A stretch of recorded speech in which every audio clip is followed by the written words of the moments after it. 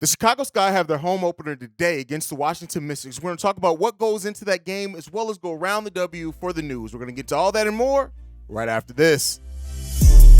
Welcome to Chicago Sky Central, and here's your host, Haize. What's going on, Sky fans? Welcome to another episode of Chicago Sky Central, your number one spot for everything Chicago Sky and WNBA related. I'm your host here, Haize. You can follow me right off the top at CEO Haize. That's CEO Haize. You can also follow the show at Chicago Sky Pod at every social media platform that we are on. Let's go ahead and get into the content for today. So first up, the Chicago Sky have their home opener today against the Washington Mystics, and we have a former Chicago Sky player in Deladon on the other side of the ball with that, and it's going to be a fun game. And when you look at the Chicago Sky and what they've done already in the opening the season 2-0, their defense is legit. The Chicago Sky have a chance to have one of the top defenses in the WNBA, and that alone could propel them into being in the position to be able to make the playoffs, to be able to go on a run, and be able to really punch above their weight. Washington Mystics record aside, you do not want to overlook a team that has the capability and the talent that the Washington Mystics do. Yes, they are 1-2 on the season. Yes, their defensive numbers aren't what we expect them to be at some point, but you have Della Don on that team that's leading the team in points and rebounding, right? You have Shakira Austin on that team who's still coming along and finding her groove offensively. And if she does, can be an absolute monster. And while the Chicago Sky have had a great defense, an amazing defense, right? A defense that has really kept them in games even when their offensive shot is not falling. The Sky have to be prepared this game defensively.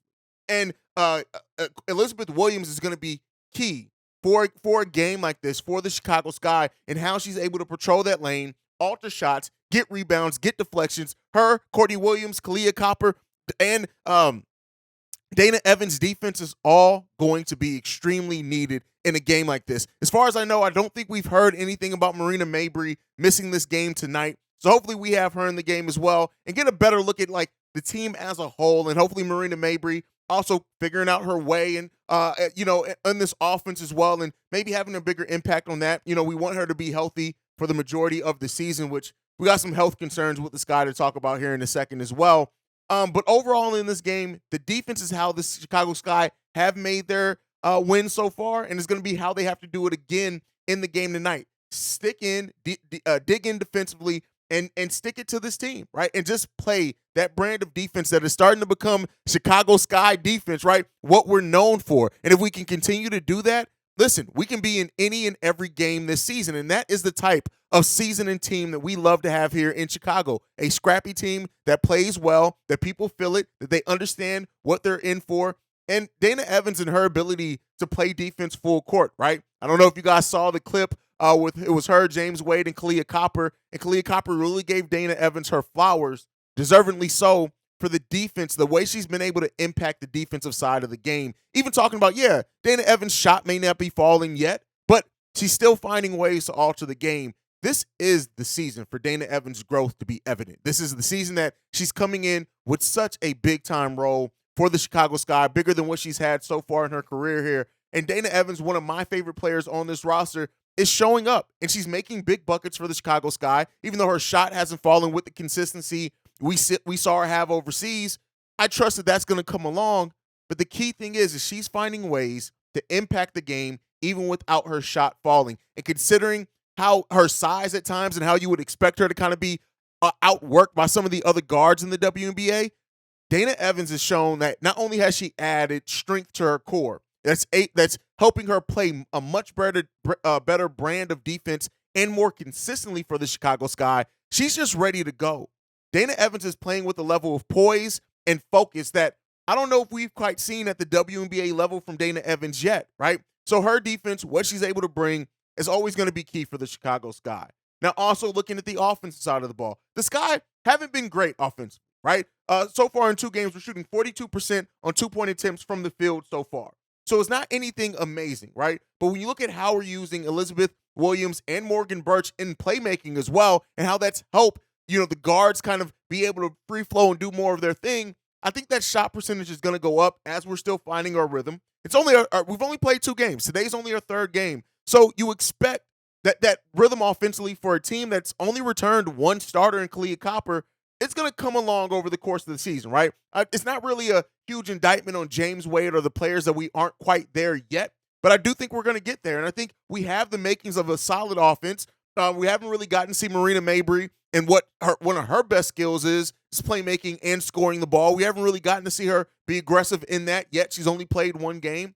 But then when you look at like the evolution of certain players' games on this team, Courtney Williams, who James Wade basically told her that, yeah, you're going to be taking more threes. We need you to take less mid-range shots.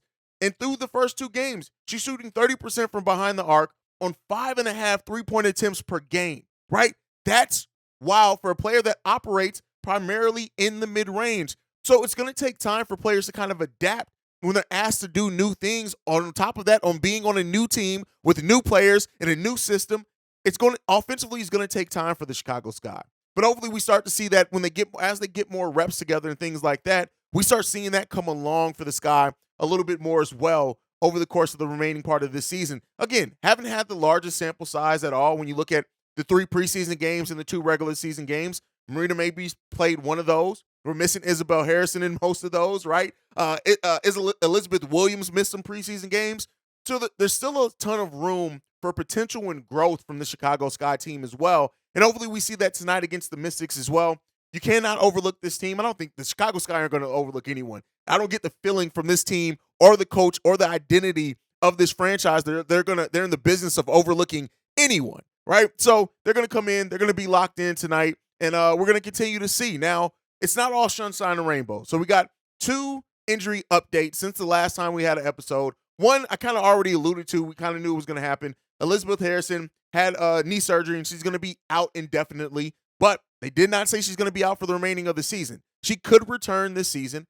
How much time she returns with is the bigger question. But she has more than enough time to return this season, especially if the Sky continue to go and, play as tough as we've seen and do make the playoffs. Isabel Harrison will be on the team at some point. It sucks that, we haven't gotten to see really any big sample size of our planned starting front court. But, it is what it is. We've had really Morgan Birch, Elena Smith really step in big time for the Chicago Sky in our first 2 games so far this season, and I don't expect that to discontinue. And we're going to need help on the front court because another injury update that we did have is Leah Rue is actually out for the entirety of the WNBA season. There was some hope and some conversation that, yeah, she had an injury, but maybe she'd be ready to go at some point. Seems like that's not going to be the case. She's actually going to miss the whole entire season. So if the Sky look to do something else with the roster spot, we'll end up seeing maybe Kiana Traylor can come back. But, we'll see. The front court so far, though, I will say, considering the injury, as far as our planned starter and Elizabeth Harrison at the 4, why I keep saying Isabel Harrison at the 4. Too many Elizabeth and Isabel, getting tongue-tied. But with having Harrison at the 4, we have not gotten to see our planned starting front court. But we've gotten players between Robin Parks, Elena Smith, Morgan Birch, who stepped in now and is the starter at the 4. They've all done a pretty commendable job in their roles so far, albeit in 2 games. And so now that, they know kind of how they're going to fit in and the plans for them going forward, we'll see how that ends up working out for this roster. It sucks that Harrison is going to be out. Leah Rue, who really hasn't really gotten a chance to show very much in her Chicago Sky career so far. But it's the next woman up, and fortunately we have some depth there, and we got players that are hungry and ready to contribute. And so Morgan Birch has just been such a revelation. She's been so good in how she operates on both sides of the ball, scoring when needed, rebounding pretty well is in there, playing some pretty solid defense, especially team defense. So I expect that to continue and then have big roles for the Chicago Sky. But let me know down below. What are you guys' predictions for this game? What do you think? What are some of the keys you think are going to be for the game tonight against the Washington Mystics? Let me know that down below. But in a change to the format, I asked you guys voted. You said you wanted to see the Sky News first, and you wanted to see the WNBA news after the Sky News. So we're going to go around the W. And first up, former Clippers GM Michael Winger is now leaving to run the Washington Wizards, the Washington Mystics, and the G League's Go-Go team, their G League team. So he's going to be running monumental basketball is what it's called. And the fact that he's going to have his hands in running all 3 of those teams could be huge. And we've already talked about the Mystics here and what in the WNBA, how they're going to be a damn good team, I believe, this season, albeit being only 1-2. But hey, moving on from running that Clippers organization, being the GM there, to running all the Washington teams. So we'll see what that means.